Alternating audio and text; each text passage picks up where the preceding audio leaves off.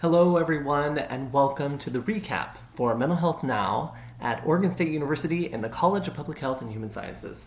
I always feel a little bit like kind of an announcer man when I do that, but I want to make sure I get everybody in there because OSU has been such an amazing partner, and I'm so grateful for my friends in the College of Public Health and Human Sciences and for the students who have been joining us every week. Sometimes they are, as we call CPHHS students, College of Public Health and Human Sciences. Sometimes they're not. And either way, it's a pleasure to always sit with whoever's there. This week, what did we talk about? We talked about balance. How do you find it? How do you keep it? What is it?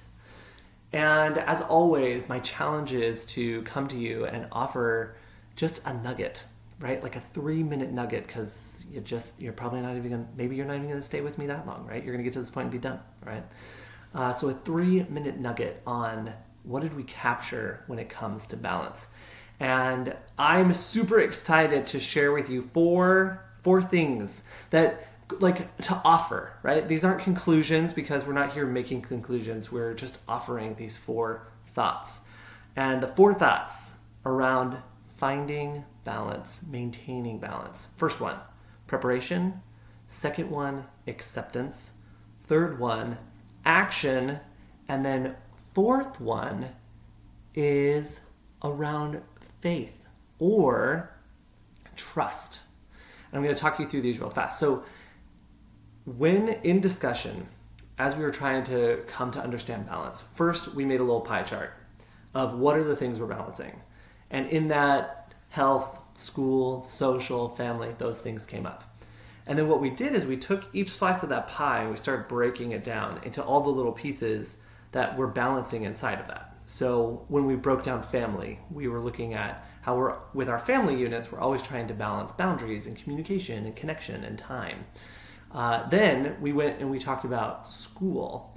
And one student shared, they kind of became a case study for in the class, in the forum. They began to talk about their experience coming to OSU at their first year and how did they find balance? Because they said that they really felt like in terms of school, they felt like they stayed pretty balanced. So we didn't come up with these principles in the beginning. As the student was talking and as we were breaking it all down and beginning to understand it a little bit better, the themes of preparation, acceptance, action, and faith or trust came out. So this is how it falls out here for you in the next just minute or so. So preparation. When you think of preparation, what does that mean? And in terms of trying to maintain or to find your balance in any given principle or element, what would it mean to prepare? For this student, that meant studying and showing up and doing first things first, if we steal a little bit from Stephen Covey. That is what preparation looked like for them in terms of being able to maintain their balance. Number 2 was acceptance. The student said at some point they came to this realization and they just accepted this is hard. College is hard. Academically hard, emotionally hard, socially hard. College is hard. And when they came to that place, when they came to that peace within themselves of being able to accept this part is just going to be hard, they were able to let that go. And reminds me of the principles of radical acceptance and radical presence. That when we can be in that moment so fully, then we can find a bit of balance. Number 4, action. And then we also added to this accountability.